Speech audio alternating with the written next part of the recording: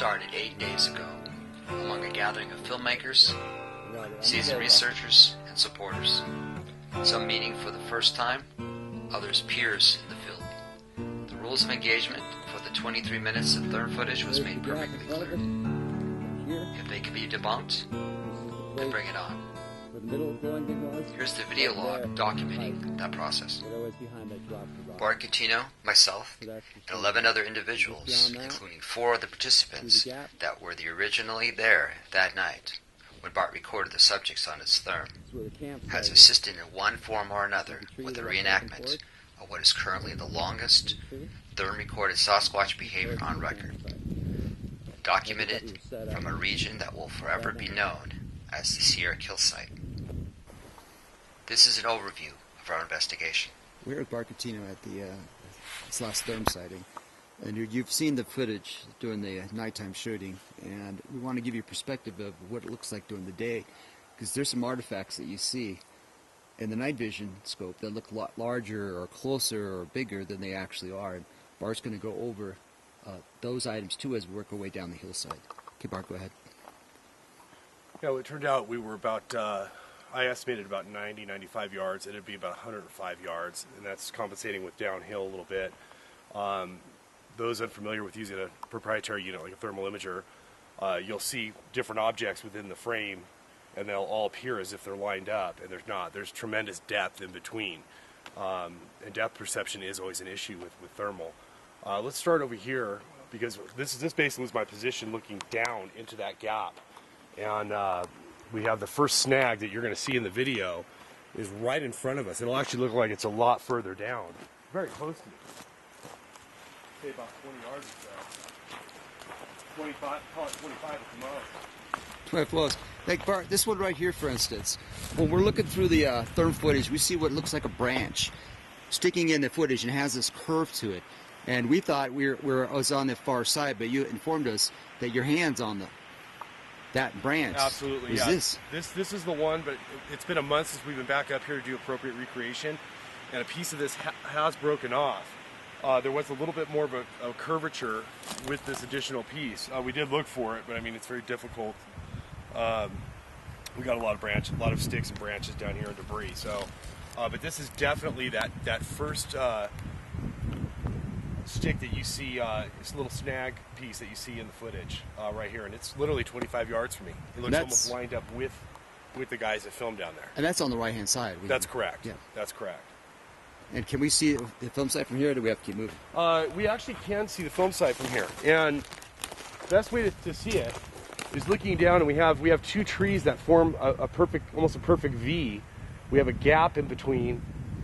There's 2 trees that line up. A snag and then a tree, and then we have the gap that's all the way in the back, and that's right where the tree line begins from camp. At the back of that gap, it looks like it's funny if you watch the footage, it looks like it's an illusion, but it looks like a portal, but it's not. It's just actually a cold gap. There is a tree that's in the back of that gap that gets absolutely no sunlight, therefore it's not holding in any heat, and that's why you see such a dark corridor that the subjects go in and out of, and that is directly straight down below me here. Next to those V trees.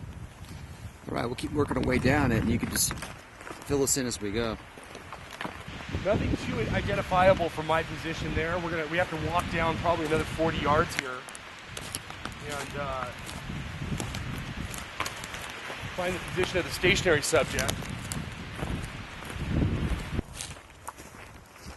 It is a football field walk.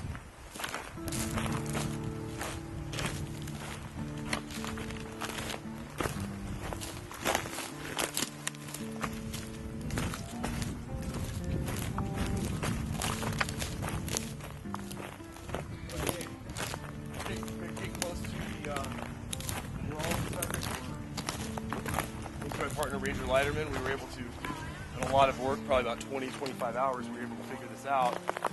In the footage, you will see a stationary subject. It's just going to look like a glowing heat signature white, kind of roundish. It variable moves a little bit in the footage, but mainly stands still. It doesn't really change shape too much. We already checked there should be absolutely no heat signature coming from behind us. The campfire is back of me to my right, there was only two persons there looking uphill. They are not viewable from my line of sight standing on that hill. But this is actually where the stationary subject is, and Ranger Leiterman had determined about 7 feet. He had to stand on my cooler, and that looked about right from my viewpoint up there. So yeah. So Bart, why is it that a height like myself, or why is it that I couldn't be seen from up there? Well, you're going uphill. You've got a stump in front of you. Actually, this stump is partially visible from my line of sight. From back up there, looking down.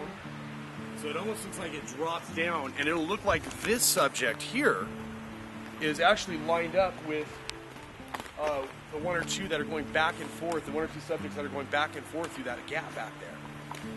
And as you can see, there's almost 20-yard difference here. So let's go ahead back there now. So Bart, where are you moving to now? What section? So now we're moving to where I first identified the subjects, and it's alarmingly close to where my companions were at the campfire, falling asleep in their chairs, looking uphill. We've got a gap right here. This is the gap that was viewable from up there. So let's talk about this gap right here, this section right here. This is the gap that you see all the way through in the footage. This is the gap right through here that you see all the way through the footage. As you can see, there's a huge tree here that is in the back of it.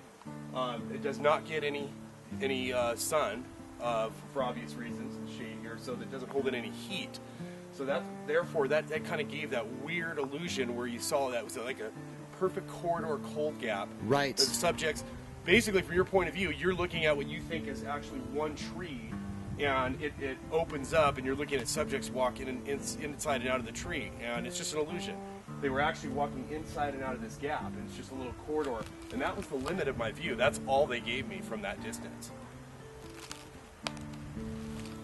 You see, when the footage begins, I knew from having a lot of experience using these units and that distance that I was looking at a larger subject that was bipedal, pretty much right off the bat. You can hear that in the audio. And I saw a subject basically kind of almost looked like it was kind of rocking back and forth, just limited view from my viewpoint. You're kind of standing in here, right there, standing back. And from there is a lot of passing through back and forth. To me, one of the clearest ones that shows that these are clearly bipedal, even through the recreation, is you actually see one of the subjects come from right to left and pick up a leg and step and just move right through the screen. It's literally 1 second, but it's a very fluid step where that knee is picked up pretty high, it's dropped, and the biped just propels itself forward out of the shot. There is a lot of back and forth movements. There's actually some turning that we see, and where you see a kind of a slant, a little bit uphill. You can see almost the whole subject. And we see a lot of where the subject is just either we don't know from that distance. It could be facing me. It could have its back to me. I believe we were accounted for, but I think because of distance and light, it wasn't a concern. So I probably feel that they were watching my partners here at the fire that we had. It was back to me, but standing in the center, and you'll see some of that in the footage. But a very limited corridor where they were visible. It just shows how hard these things are to film.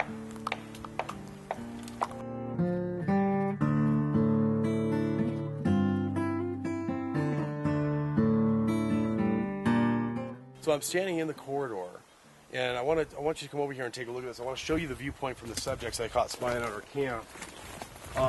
It was a waxing moon that night, so it was very dark. Plus, you have a smoldering campfire, and if you look over, between the small tree, small fir, and my vehicle, those were where the 2 chairs were Todd and Roe were looking up, and you have a wood pile here that they actually retrieved 1 piece of wood during that 2-hour period of filming.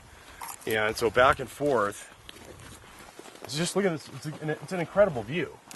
You can see them from almost every position. Pretty amazing, but it's very deceiving that they would come out this close, because it's not as close as you think, especially when it's that dark. They're not visible at all. Matter of fact, my partners have been looking up, and what they had been seeing was actually dark silhouettes fill the tree gaps, because you had ambient light looking uphill off that incline. On the backside. On the backside, ambient light behind those trees, and they were seeing black silhouettes back and forth, kind of filling those gaps.